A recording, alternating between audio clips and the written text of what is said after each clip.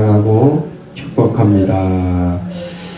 네, 주님 이름으로 사랑하고 축복합니다. 오늘은 우리 주님의 생교회 11살 11조를 맞는 귀한 날입니다. 어떻게 보면 한 해 한 해를 우리 하나님께서 지켜주셔서 지금까지 세워지고 또 복음을 전하는 구원의 방주로서 그 책임을 다할 수 있도록 주신 하나님께 영광을 돌립니다. 자, 오늘은 에베소서 1장 22절에서 23절의 말씀을 가지고 하나님의 선물 교회라는 말씀으로 함께 은혜를 나눌까 합니다. 여러분, 교회는 이 지상에 세워졌지만 교회는 하나님의 집이요, 하나님의 진리요, 기둥입니다. 자, 교회는 이 지상에 세워졌지만 하나님의 집이라는 거예요. 하나님의 집이요, 또한 진리요, 기둥이라는 것이에요. 교회는 또한 예수 그리스도의 몸이고 인류를 구원하는 하나님의 기관이에요. 인류를 구원하는 하나님의 기관이다. 자, 이러한 교회에 대해서 칼빈은 이렇게 말하고 있습니다. 하나님을 아버지라고 고백하는 모든 성도들은 교회는 어머니라고 이렇게 칼빈은 얘기하고 있는 거예요. 자, 부모가 있듯이 아버지가 있으면 어머니가 있듯이 하나님 아버지가 계시면 교회는 어머니의 역할이라고 칼빈은 이렇게 얘기를 했습니다. 그러므로 자, 허물 많은 인생들이 교회에 와서 모인 교회지만 사람들이 한 분 한 분 모두 교회에 나와서 허물도 많고 죄도 많지만 그 사람들이 모여서 자, 교회의 집에서 회개하고 하나님을 기쁘시게 하는 귀한 인생들로 바뀌어지는 것이 바로 또한 교회라는 것입니다. 그래서 하나님은 하나님의 자녀들, 하나님의 택한 백성들을 뭐라고 얘기한다면 권속이라고 해요. 권속들. 자, 그리고 청직이라고도 하고 진리의 기둥이라고도 이렇게 말씀하고 있습니다. 여러분, 이 앞전에 히에론과 나오스의 얘기를 했죠. 하나님은 이 성전이 성전이고 교회라고 하지만 여러분이 한 분 한 분이 다 교회라는 것을 절대 잊어서는 안 된다는 것이에요. 자, 믿음으로 시험을 이기고 말씀으로 순종할 때 성전에서 여러분이 세워지는 그 기둥이 된다는 것을 여러분이 믿으시기를 바랍니다. 교회 밖에 서서 세워진 것이 아니에요. 믿음은 어디에서 세워져요? 성전에서 세워진다는 것을 여러분이 믿으시기를 바랍니다. 자, 그러면 교회라는 말은 헬라어로 두 개의 단어가 있어요. 교회라는 말은 헬라어로 두 개의 단어 있는 첫째는 에클레시아. 에클레시아는 여러분이 아마 많이 들어봤을 것이에요.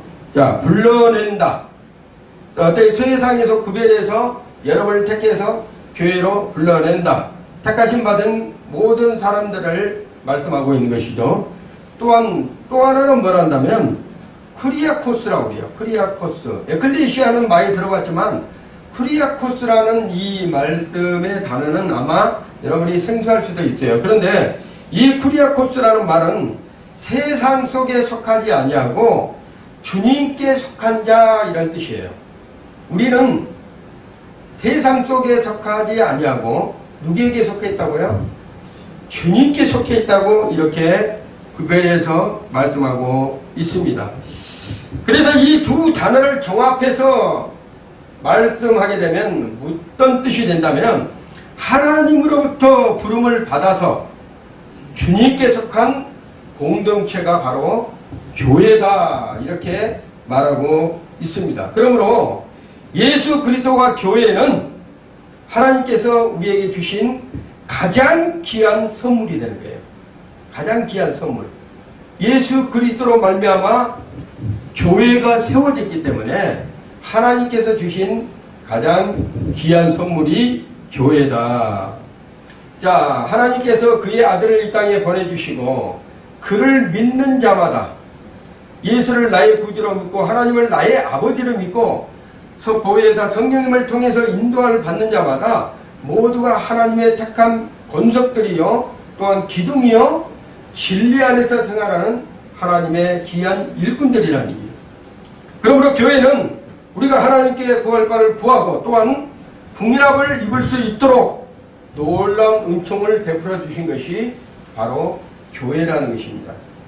자, 그러면 교회와 예수 그리스도는 우리가 일생 동안 믿고 의지하고 사랑하고 그 안에서 거하는 것이 바로 뭐예요? 우리의 믿음이에요. 우리의 믿음.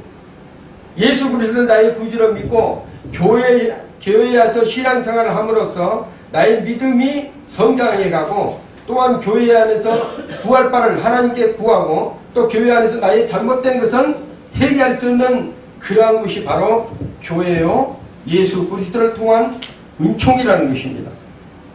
자, 그래서 성경은 예수님을 그러면 교회를 어떻게 증명하고 말하고 있는지를 성경에서 한번 보겠습니다.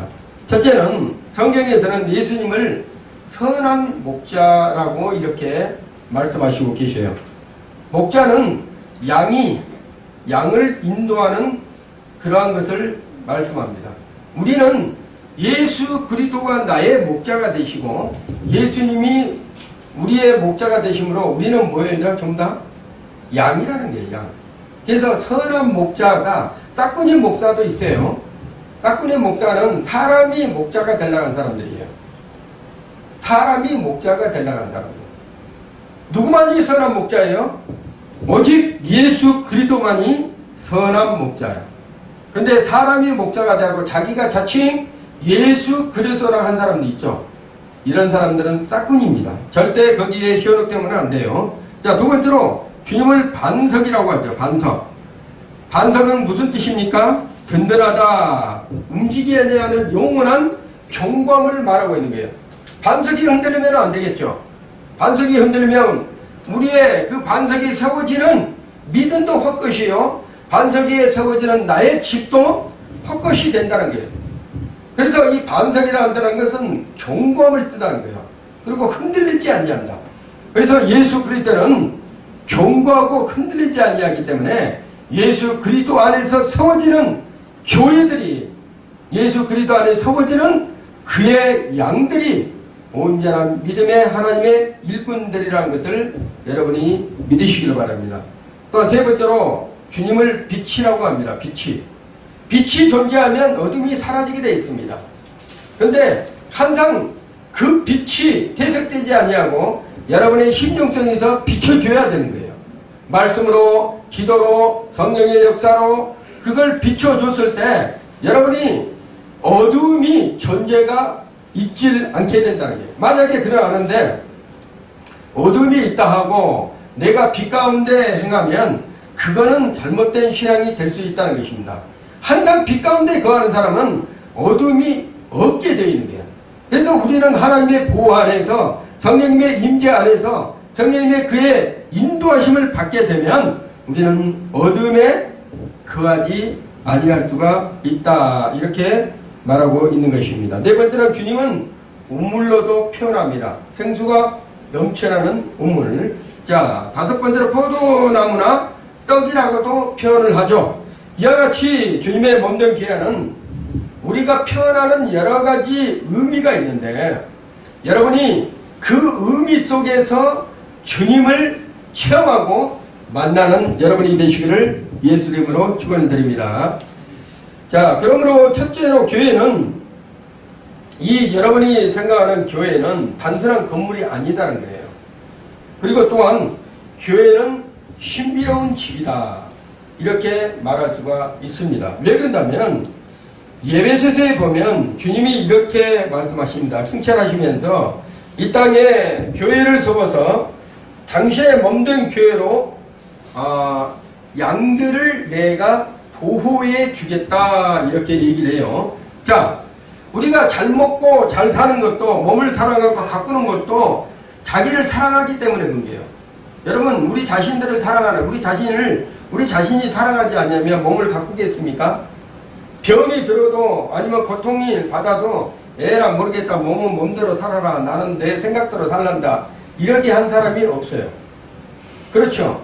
그렇듯이 내 몸을 내가 지키고 가꾸고 병들었으면 병원에 가서 칭찬받고, 또한 영적으로 잘못되어 있으면 하나님 앞에 나와서 회개하고 기도로서 세워지게 해달라고 이렇게 자기 몸을 아름답게 가꾸는 것이 바로 우리 인생들이에요. 그렇듯이 자, 주님의 살과 떡을 먹는 사람들은 신령한 집, 성찬의 집이 어디라요? 성찬의 집. 교회를 집에서 성찬을 떼는 역사가 없습니다. 성찬하는 건 뭐예요? 우리가 세례를 받고 성찬하는 내식들이 어디에서 이루어진다면 교회에서 이루어지는 거예요. 가정에서 성찬에 떼고 성찬을 하는 적이 없습니다. 자, 그리고 주님의 피와 잔을 마시는 집이 바로 교회라는 것이에요. 주님의 피와 잔을 먹는 것이 바로 교회다. 둘째로 교회는 아까도 얘기했지만 어머니 같아 있잖아요. 아버지가 있으면 바로 어머니 같다는 거예요. 교회는 어머니 같아 뜻은 뭐라 한다면, 어머니는 항상 뭐래요? 그 자식을 사랑으로 품어주고 그 다음에 눈물로 기도하고 이런 표현들을 얘기하기 때문에 어머니와 같아 이렇게 얘기를 합니다. 자, 그래서 구약의 성경에 보면 교회를 또 이런 쪽으로 얘기를 하고 있죠. 구원의 방주. 구원의 방주. 자, 노아 때 보면, 노아 때 그 노아의 그 배에 들어간 사람들은 살았고 동물들도 살았고 거기에 구별돼서 들어갔던 모든 동물들은 그 노아의 배에서 있었기 때문에 살았던 것처럼 교회 또한 뭐라 한다면 그 노아 시절에, 구약의 노아 시절에 교회에서 표현했던 그 구원의 방주가 바로 지금의 현실의 교회라는 것을 여러분이 믿으시기를 바랍니다. 자, 모든 사람은 행복해지기를 원합니다. 그런데 그 행복은 영원하지가 않는다는 거예요. 영원하지가 않는다는 거예요. 사람이 살아있을 때만 행복을 느낄 수 있고, 사람이 이제 죽게 되면 그 행복은 세상 속에서 행복을 누렸던 가치가 예수를 믿지 않냐면 영원히 지옥에 가서 고통을 당할 수밖에 없다는 것이에요. 그렇지만 하나님께서는 교회를 통해서 그 영혼들을 회복시키고 그 영혼이 이 땅 가운데서 어렵고 힘들게 살아왔지만 영원한 곳, 안식할 수 있는 곳, 하나님과 함께 하실 수 있는 그 영원한 곳으로 인도할 수 있는 것이 바로 어디란다면 교회라는 것이에요. 교회. 자, 교회는 그러므로 하나님께서는 광야에서도 하나님께서 메추라기와 만나를 먹여서 이스라엘 백성들을 인도했던 것처럼 교회는 하나님의 신령한 곳으로 그 안에서 성도들에게 생명의 양식을 먹이고 하나님의 만나를 먹여주셔서 그 안에 살아가는 사람들에게 생명을 공급해주고 있는 것이 바로 교회라는 것입니다. 자, 셋째로 교회는 하나님 앞에 예배드리는 거룩한 집이라는 얘기예요. 구별되었다. 거룩하다는 것은 구별되었다는 거예요. 그렇기 때문에 교회는 하나님의 집으로서 구별된 자들이 모여서 예배하는 것이 바로 교회다. 그래서 교회에 나와서 어떤 사람들은 상심한 마음으로 교회에 나왔지만 주님을 만나면 상심한 마음이 없어지고 기쁜 마음으로 바뀌어지죠. 왜냐하면 하나님께서 만나주시기 때문에 그 마음을 위로해 주시고 그 마음을 또한 하나님께서 만져주셔서 하나님의 생명으로 채워지고 공부해 주시기 때문에 상처받은 인생들이 오는 곳이 바로 어디란다면 교회라는 거예요. 그리고 교회는 세상적인 것을 말하는 것이 아닙니다. 교회는 무엇만 말해야 됩니까? 하나님의 말씀만 선포하는 것이 바로 교회예요. 그래서 교회 안에서 세상적인 언어들과 세상적인 방법으로 서로 얘기하고 세상적으로 예배를 드리면 그거는 생명이 살아있다고 말할 수가 없습니다. 생명이 살아있는 것은 한당 말한다면 자라게 된다는 거예요. 교회가 성장하게 된다는 거예요. 하나님이 기뻐하신 것이 된다는 거예요. 그래서 우리 교회에 우리가 표현을 보면 뭐라고 씁니까? 영원히 솟아나는 샘물이다. 한 분 한 분이 교회에 나와서 은혜를 받고 또 은혜 가운데서 하나님이 기뻐하시는 그러한 삶을 살다 보면 뭐라 한다면 여러분의 우리의 영적인 삶이 영적인 모든 것들이 자라나게 되고 그 안에서 주님을 만남으로 말미암아 내 심령 속에서 생사와 같이 성령이 충만함을 입을 수 있다고 말하고 있습니다. 자, 이 목마름은 여러분 많이 가졌다고 해서 목마르지 않는 것이 아니에요. 돈을 많이 가진 자들도 보면 목말라가지고 허덕인 사람들이 많아요. 그리고 세상에서 잘 나간 사람들도 목말라서 허덕인 사람들이 많다는 거예요. 우리가 이 물은 예수님께서 그랬죠. 사마리아 여인에게 이 물은 마셔도 또 갈증이 납니다. 우리 이 물은 우리가 갈증이 나면 먹을 때 마시지만 이 물은 언제라도 갈증이 다시 날 수가 있다는 거예요. 그렇지만 우리의 심령에 우리의 영에 깊은 곳의 목마름은 이 물로 그 목마름을 잠재울 수 없어요. 오직 예수 그리스도의 말씀으로만 그 심령의 깊은 곳에 그 갈증을 목마름을 해결해 주는 것이 주의 말씀이라는 거예요. 그래서 교회에 와서 말씀을 드려야지만 목마름이 해결되는 거예요. 한 주 한 주 빠졌잖아요. 교회에 한 주 한 주 빠지게 되면 어떤 일이 벌어진다면 갈증이 와요. 갈증이 오고 또 갈증이 갈라지면 기근이 옵니다. 그리고 기근이 오면 뭐라면 땅이 쫙쫙 갈라져요. 그래가지고 예수님을 원망하고 가족들을 원망하고 세상을 원망하다가 나중에는 교회를 떠나게 되고 세상 속으로 갈 수밖에 없다는 거예요. 그렇지만 교회에 나와서 예수 그리스도를 통해 하나님의 은혜를 체험하고 말씀을 듣게 되면 어떤 일이 벌어진다면 그 갈라졌던 기근과 갈증이 목마름이 해결될 수가 있다는 것입니다. 그렇기 때문에 우리는 매주마다 주님 앞에 보여야 되는 거예요. 여러분 교회에 나와서 하나님 앞에 보여드려야 돼요. 우리 자신을.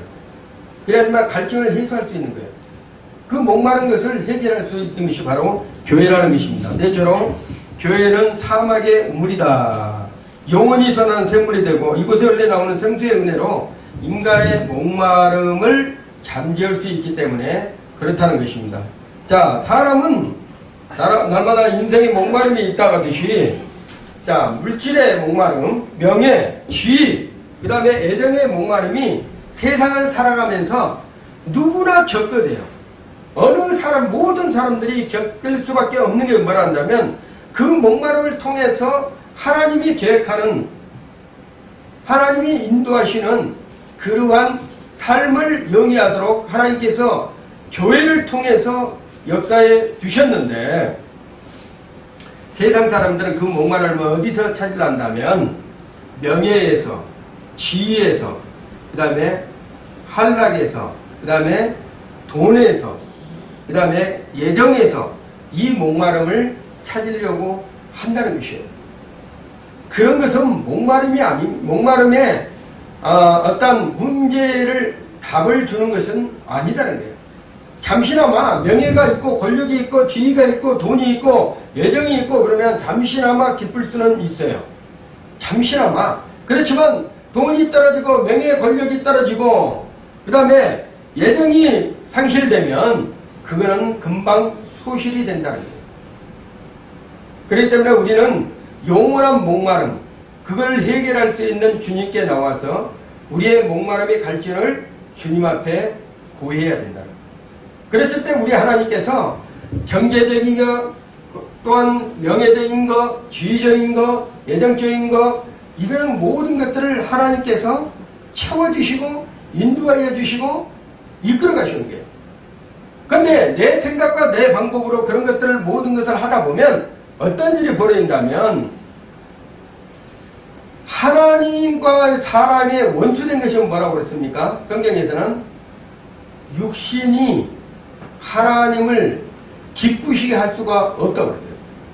그래서 항상 내 생각과 내 방법과 내 뜻대로 교회 생활하고 목마름의 어떤 갈증을 해결하려고 하다 보면 하나님과 원수가 될 수가 있다니까요. 그렇지만 그렇지 아니하고 하나님께 나와서, 교회에 나와서 하나님 앞에 간구하고 기도하면서 하나님께 나오면 그 하나님께서 목마름에 그 갈증을 해소를 해준 것이 바로 하나님의 은혜인 선물입니다. 그리고 또 하나는 교회는 주님의 보혈이 흐르는 것이에요. 주님의 보혈이. 여러분, 죄를 짓는 곳은 참 많습니다. 죄를 짓는 곳은 곳곳에 다 이렇게 준비되어 있어요. 우리가 세상을 살아가면서 죄를 짓는 장소들, 죄를 짓는 시간들, 죄를 짓는 공간들은 다 형성이 되어 있어요. 근데 놀랍게도 저 죄를 없애는 것은 정해져 있다는 거예요. 여러분, 죄 짓는 장소는 이 세상에 어느 곳에도 죄를 짓을 수가 있어요. 그렇지만 죄를 없이 죄를 용서할 수 있는 그러한 장소는 정해져 있다. 그곳이 어디예요? 교회예요. 교회. 교회는 주님의 보혈이 흐르는 곳이에요. 생명수가 흐르고 주님의 보혈이 흐르고 성령의 역사가 나타난 것이고 하나님의 말씀이 계신 것이고 성도들이 기도가 모여지는 것이고 하나님이 기뻐하시는 장소가 바로 교회라는 거예요. 그래서 그 교회는 항상 주님의 보혈이 흐르기 때문에 내가 교회에 와서 무릎만 꿇어도 그곳에 하나님이 함께 하시며 그곳을 눈동자같이 바라보고 지키시는 분이 계시는데 그가 하나님이시라는 거예요. 내 자녀들이 와서 힘든 과정으로 교회에 와가지고 무릎 꿇고 교회 안에서 기도하고 있는 그 모습을 우리 하나님께서 보시면서 위로해 주시고 갈증을 해주해 주시고 그 다음에 그의 모든 죄들을 용서해 덮어주시는 분이 바로 하나님이시다. 그래서 교회는 죄를 지은 사람들이 오는 것이 바로 교회예요. 왜? 죄를 없이 할 수 있는 곳이 세상에는 없어요. 세상에는 없다는 거예요. 근데 내가 죄인들이 와서 교회에 와서 그 죄를 용서함 받고 우리 하나님이 함께 하시는 것을 깨닫고 그 은혜 가운데에서 거하는 것이 바로 신앙생활입니다. 피하는 것이요, 숨는 것이요, 죄인이 와서 제사함 받는 것이 바로 교회다. 그래서 구약에 보면요, 여러분 페트라성이라고 있어요. 페트라성. 이 페트로라는 것은 베드로는 이제 바위라고 그러잖아요. 이 페트라성이라는 것이 뭐라 한다면, 자, 사람이 모르고 실수로 사람을 죽였어요. 구약에. 그러면 돌로 쳐서 죽여야 되죠? 안 돼야 되죠? 살인하면 어떻게 해야 돼요? 실수로 죽이든 내가 고의로 죽이든 그 사람을 죽이면 구약에서는 반드시 그렇게 죽어야 됩니다. 근데 내가 모르고 사람을 실수로 죽였어. 그러면 그 사람은 당연히 죽어야 되겠죠? 근데 놀랍게도 하나님께서 무엇을 준비해 놓으셨다면 페트라성을 준비해 놨어요. 그래가지고 그 페트라성에 들어가면 그 어떤 사람도 그 살인자를 죽일 수가 없어요. 죽일 수가 없다는 거예요. 구약의 페트라성은 뭐라고 한다면 사람을 살릴 수 있는 곳이에요. 사람을 살릴 수 있는 것이에요. 그렇듯이 지금의 교회는 어떤 사람들이에요? 죄로 말미암아 죽을 수밖에 없는 사람들을 구원하고 살릴 수 있는 것이 어디라 한다면 바로 교회라는 거예요. 교회. 구약의 페트라성이 신약에서는 교회를 말씀하고 있는 것입니다. 그렇기 때문에 교회는 하나님의 집이요 주님의 몸이요 그리스도의 신부이며 성령의 전이다. 하나님은 교회에 특권을 주셨다고 그랬잖아요. 아까 제가 특권을 주셨다는 건 뭐란다면 하나님의 백성들은 하나님의 말씀을 듣고 믿음이 자라서 성장해서 하나님을 알고 온전히 알아가면 그 사람은 반드시 어떻게 됩니까? 하나님의 자녀로서 또 하나님의 신부로서 신랑 되신 예수님과 함께 영원히 살 수 있는 그러한 은혜를 부어주시는 것이에요. 우리가 보면 제가 우리 교회 안에서는 교회 안에서는 또 하나의 특권이 있습니다. 그 특권은 뭐라는 거는 내가 묶을 수도 있고 풀 수도 있다는 거. 여러분의 자신이 기도함으로 묶을 수도 있고 풀 수도 있다는 거. 땅에서 매이면 어떻겠죠? 하늘에서도 매인다. 이게 무슨 뜻이라 한다면요. 여러분이 신앙생활을 하다가 여러분이 어떤 사람이 다투다가 내가 그 사람을 용서하지 않냐잖아요. 그러면 하늘에서도 용서가 되어지지 않는 거예요. 여러분이 기도함으로 용서를 구하고 저 자녀를 용서해 주라고 기도하잖아요. 그러면 우리 하나님께서 여러분의 기도에 풀어주는 것이 바로 매고 푸는 것이에요. 그리고 여러분이 기도를 잘해야 되는 이유가 있어요. 하나님 앞에 기도를 잘 드려야 되는 이유가 있다는 얘기예요. 기도로서 사람을 살리고 죽을 수도 있어요. 여러분의 입에서 나오는 이 말로 하나님 앞에 기도하지만 여러분이 잘못 기도하면 묶어질 수도 있고 또한 풀 수도 있는 권세를 우리 하나님의 자녀들에게 주셨다는 거예요. 그리고 마귀사탄 귀신들 있잖아요. 마귀사탄 귀신들, 악한 영들. 이 악한 영들을 우리 하나님의 백성들에게, 하나님의 예수님을 온전히 믿는 사람들에게는 권세가 있었어요. 이들을 묶고 이들을 처단할 수 있는 능력이 있는 거예요. 그래서 여러분의 집에 가가지고도 원수마귀 사탄 악한 영들이 발아가지 못하도록 집안에 청소 한 번씩 해야 돼요. 영적 청소. 보이질 않지만 집안에서 어두운 세력들이 여러분을 호시탐탐 노리고 있는 것들이 있기 때문에 예수 이름으로 선포를 해서 집안에 있는 방이라든지 거실이라든지 이런 부분들에 예수의 피를 한 번씩 뿌리고 예수 이름으로 떠나가라고 얘기를 하는 거예요. 그리고 내가 혹시 오늘 하루에 세상에서 살다 보니까 우울하고 침침해. 또 우울증이 있어. 그리고 괜히 이상하게 마음이 답답해. 막 사람이 막 기분이 좀 안 좋아. 분명히 아침에 나갈 때는 좋았는데 하루 살다 보니까 기분이 영 안 좋고 찝찝하고 우울하고 그 다음에 뭔가 이렇게 좋지 않는 느낌이 든다 했을 때는 반드시 여러분이 뭘 해야 한다면 자기 축사를 좀 해야 돼요. 자가축사. 자가축사는 뭐라 한다면 여러분이 풀고 매는 권세가 있기 때문에 예수 이름으로 나를 우울하게 만드는 어둠의 영아 예수 이름으로 떠나가라. 여러분이 스스로 해야 됩니다. 누구한테 의존한 것도 중요하지만 여러분이 있잖아요. 추워지고 나한테 좀 안 좋은 감정들이 들어온다. 그랬을 때는 예수 이름으로 내 속에서 감정이 좀 이상하게 느껴지게 하는 이 어둠의 세력아 내게서 떠나가라. 왜 그런다면 하나님은 하나님의 자녀 안에 뭐가 들어가 있어요? 성령님이 들어가 있어요. 성령님이 빛이시라고 했어요. 빛이 있는 데서는 어둠이 존재를 못하는 거예요.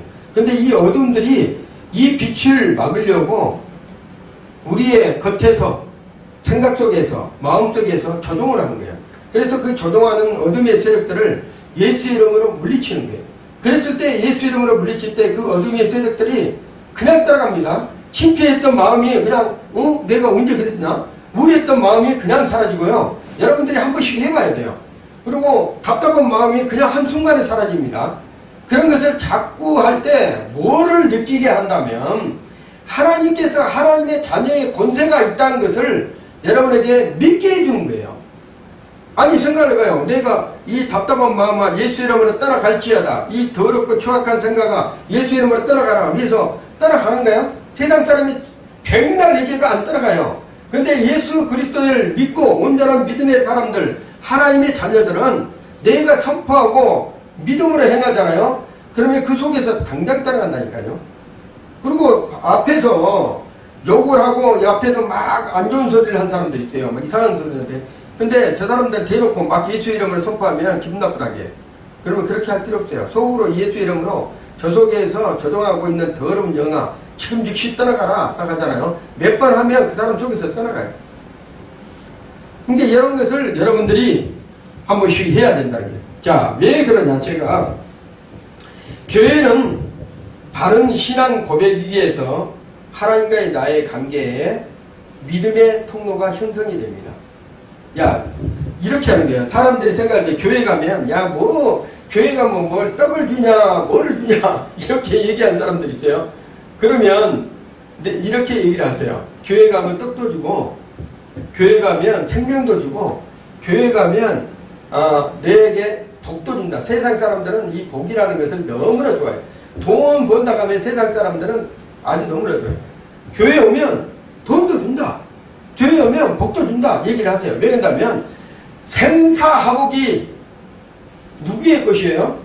아버지의 것이에요. 우리의 것이 아니에요. 세상 사람 것이 아니에요. 아버지 것이에요. 그러니까는 그 양반이 와서 아버지가 나의 아버지였구나. 내가 잃어버렸던 그 아버지가 진짜 아버지였구나 하면 그 사람은 복 받습니다. 하나님의 은혜를 체험을 해요. 근데 그 아버지가 나의 아버지인데 가짜 아버지라고 생각하는 사람들은 절대 복을 받지 못해요. 그 아버지는 여전히 우리를 사랑하시고 그 아버지는 여전히 교회 안에서 생명을 공급하고 계시다는 것. 절대 잊어서는 안 됩니다.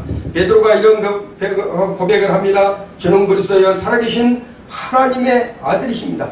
이 신앙 고백을 하는 순간에 예수님께서 이 베드로에게 바요나시마라 복이 있도다. 이것을 알게 하는 것은 아버지가 내게 알게 하신 것이다.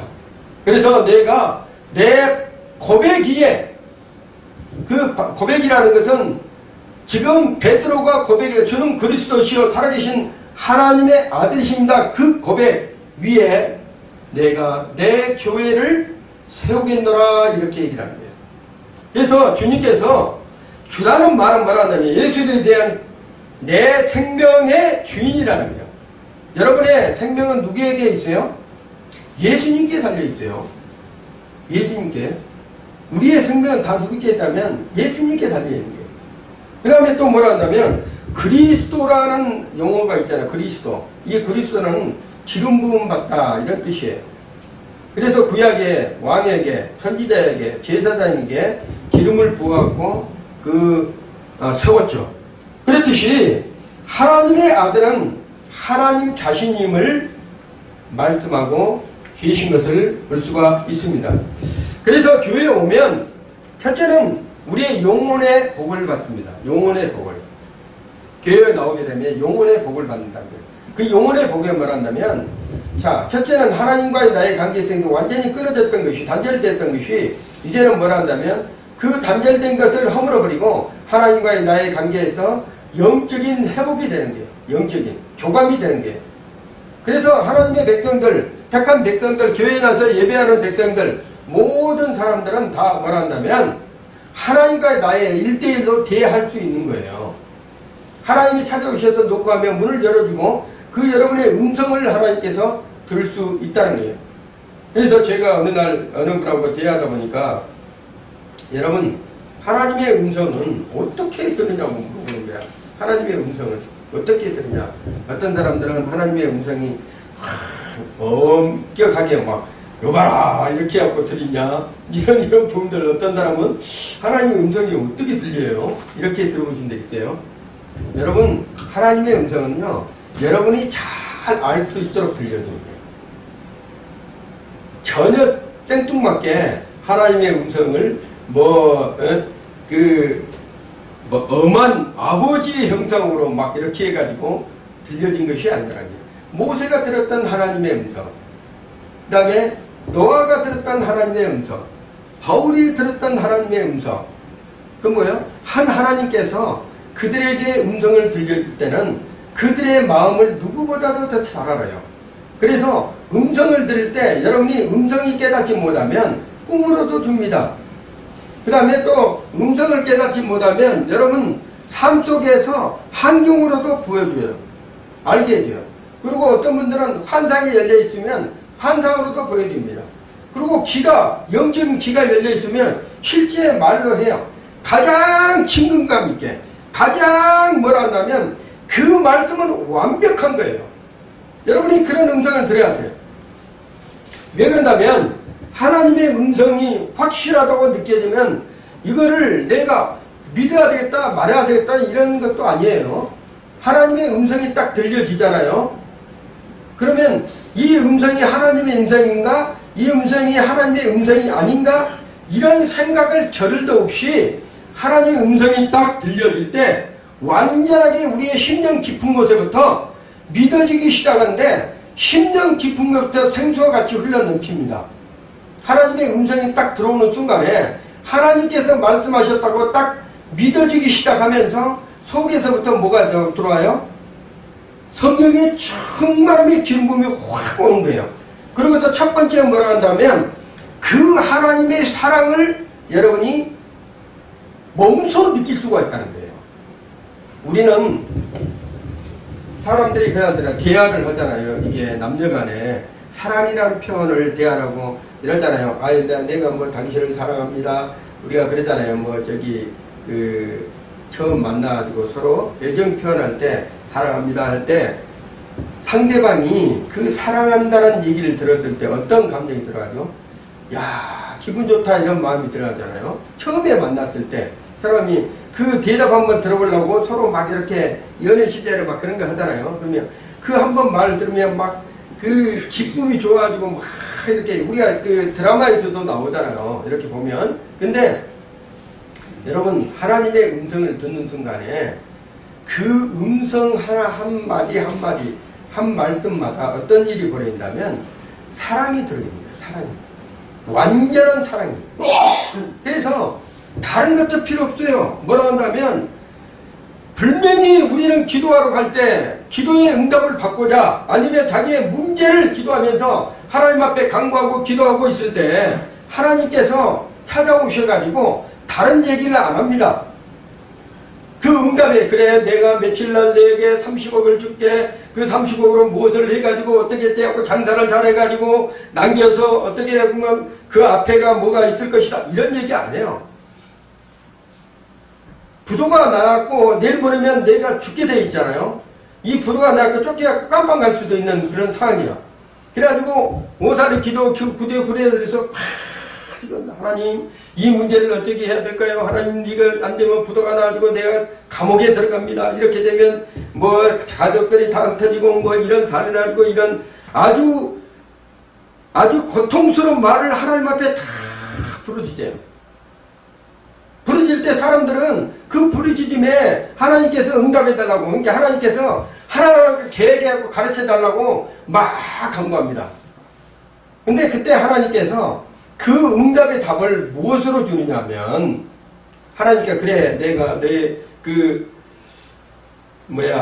부도날 금액 그 금액을 내가 막아주고 은행은 어디 가서 어떻게 해라 그리고 그 은행에서는 누구를 만날 것이다 이렇게 얘기를 안 합니다. 이런 얘기를 안 한다니까요.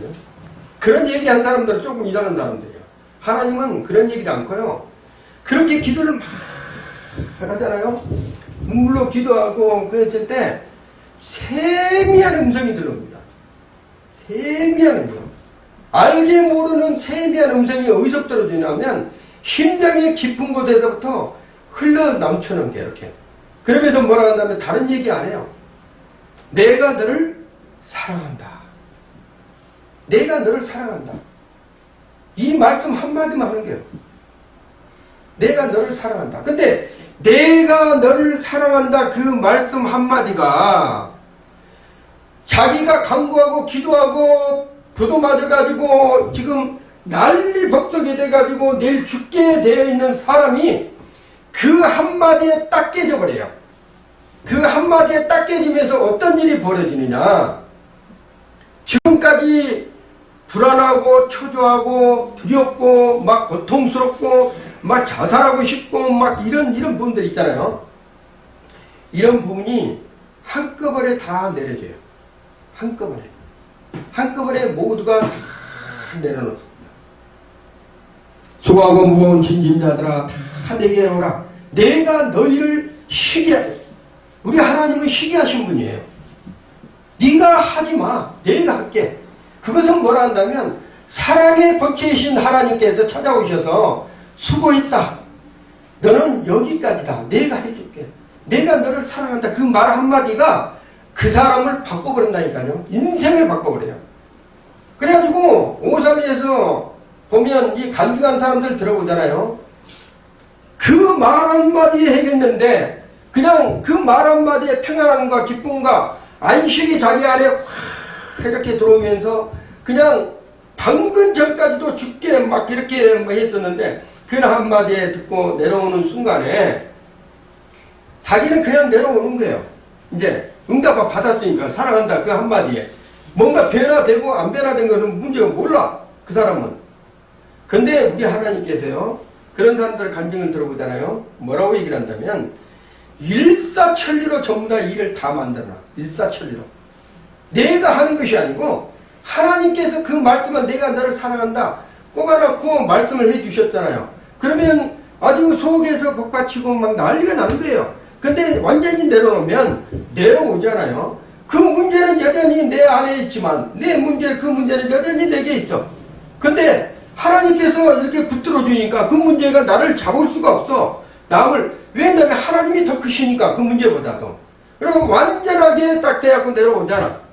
놀랍게도 우리 하나님은 역전의 연사로서 그 문제들을 완벽하게 해요. 완벽하게. 사람으로 힘으로 할 수 없는 그 문제들을 완벽하게 정리하는 것을 여러분 한두 명이 아닙니다. 이 하나님의 일에 있어서는 복을 받은 사람들, 그리고 하나님의 일에 있어서 만나는 사람들, 그리고 제 문제 가지고 자기가 죽고 싶은 마음으로 갔었는데 내려올 때 완전한 회복이 돼갖고 내려오신 분들. 이게 왜 그러냐. 교회는 그런 장소라는 게요. 내가 무거운 짐을, 고통의 무거운 짐을 내가 메고 이걸 어떻게 싸워야 되는가 했을 때 가장 가까운 교회에 찾아와서 저녁이든 낮이든 문에 들어가지고 혼자 기도하는 게 하나님 앞에 아무도 없잖아요. 혼자 기도하면서 하나님 앞에 간구합니다. 하나님, 이 문제가 나를 붙잡고 나를 힘들게 합니다. 그랬을 때 그 하나님께서 조용히 찾아오신다니까요. 사람들 복잡하고 막 시끄럽고 이런 데 찾아온 것이 아니에요. 막 복잡하고 1대1로 혼자 있을 때 찾아오셔서 마음을 위로를 해줘요. 위로를 해주고 아픈 상처를 만져주고 그 사랑의 표현을 하나님께서 하십니다. 그리고 그 눈물을 닦아주신 분이 바로 누구라 한다면 하나님이시라는. 그렇기 때문에 우리 하나님은 여동하지 아니하고 우리의 베드로의 고백은 여동을 했습니다. 베드로는 저는 그리스도시여 살아계신 하나님의 아들이십니다. 이렇게 해서 하나님의 놀라운 축복을 받고 기도를 했는데, 또 하나는 하나님께서 하나님의 말씀대로 순종할 수 있도록 인도해 주시고 이끌어 가십니다. 반석이라는 것은 절대 요동하지 않는 그러한 축복이라는 것이죠. 근데 반석 위에도 그 반석 위에 교회를 세워놨는데 하나님의 백성들이 요동하면 안 되잖아요. 하나님의 백성들은 흔들리지 않는 반석 위에서 그 예수 그리스도를 완전하게 붙잡고 살아가야 된다는 것을 말씀하고 있는 것입니다. 교회는 아무나 세우는 것이 아닙니다. 주님이 세우시는 것이에요. 하나님이 세우시는 거예요. 교회는 아무나 세우는 거. 내가 막 교회를 세워야 되겠다 이게 세워진 것이 아니에요. 하나님이 세우시는 거예요. 그래도 하나님께서 세우시는 교회이기 때문에 사람이 무너뜨리지 못합니다. 사람이 무너뜨릴 수 없어요. 교회는.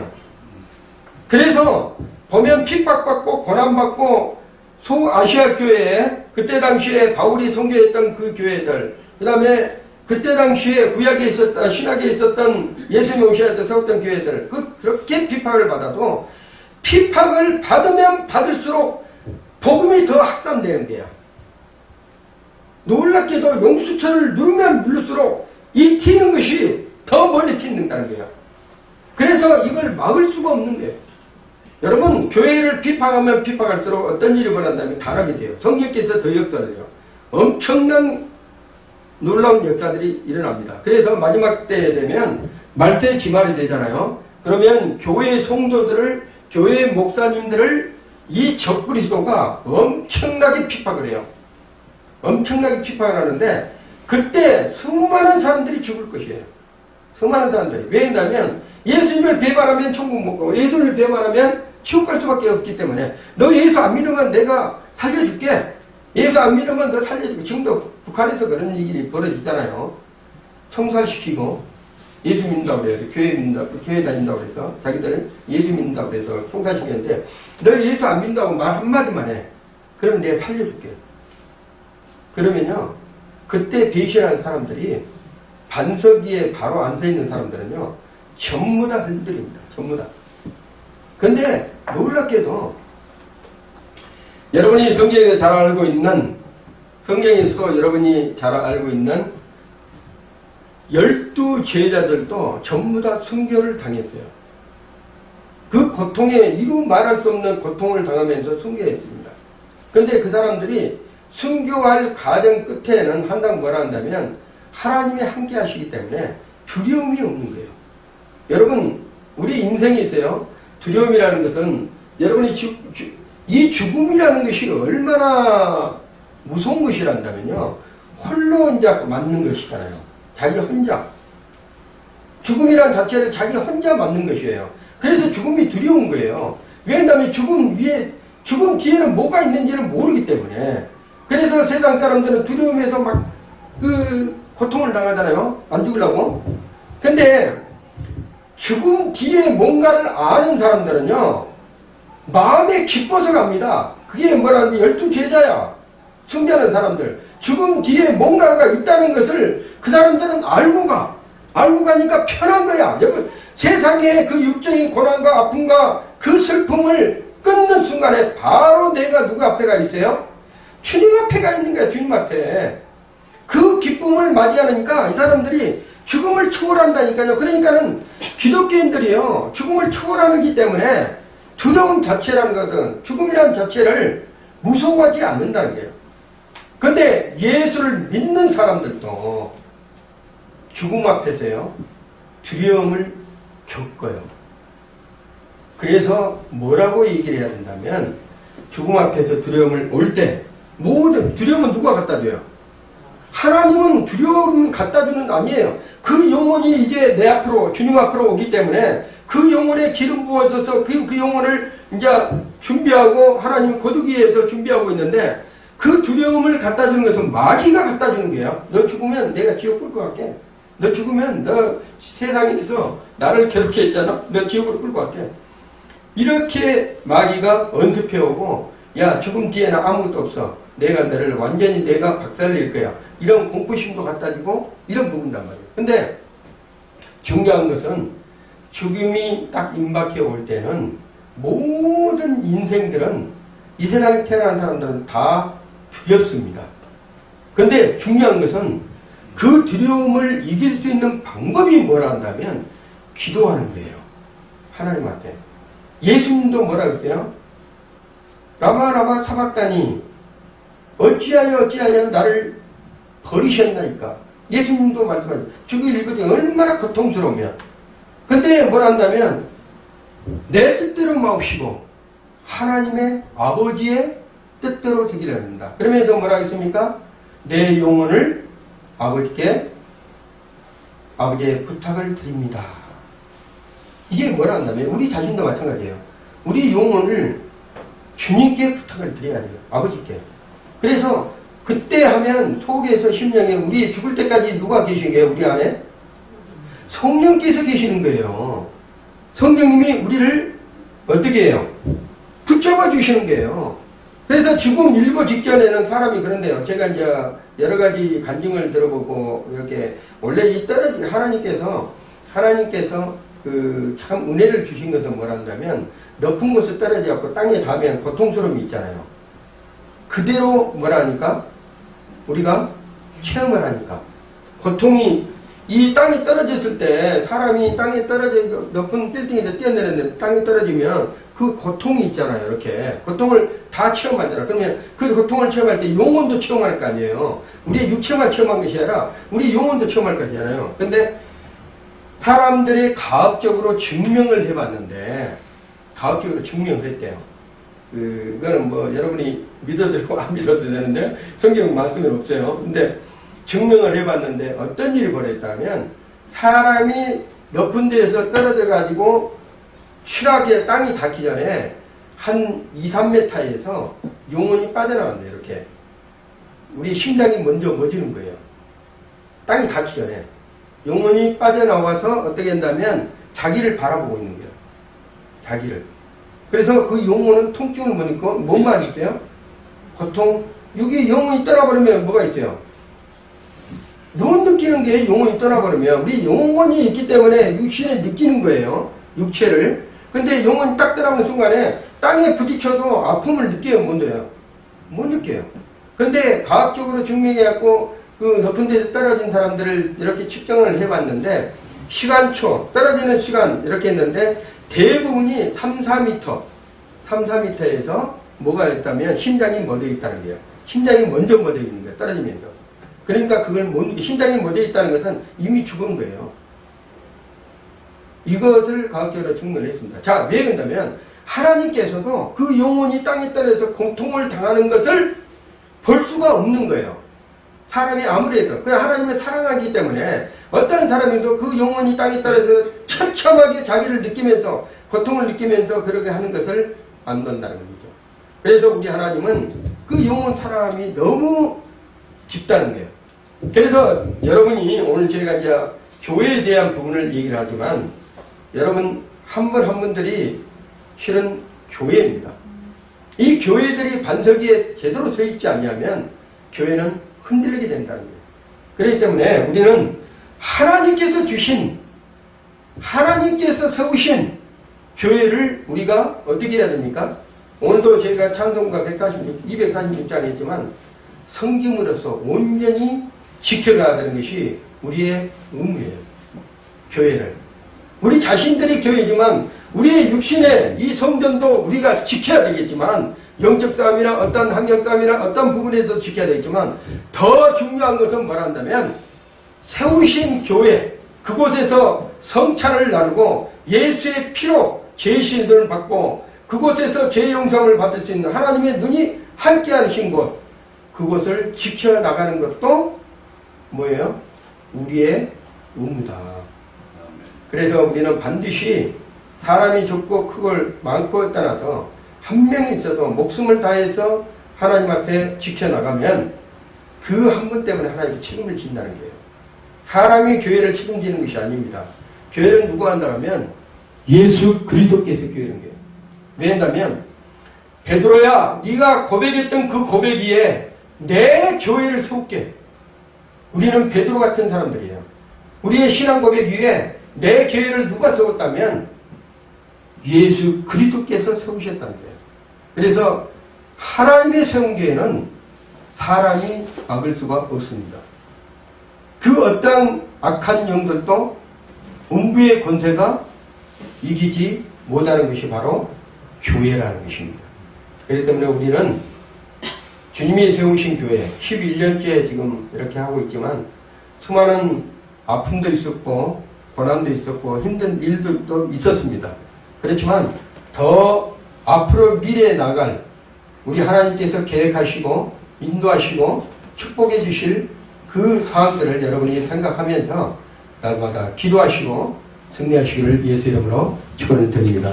기도합니다. 좋으신 아버지 하나님 감사합니다. 연약한 저희들이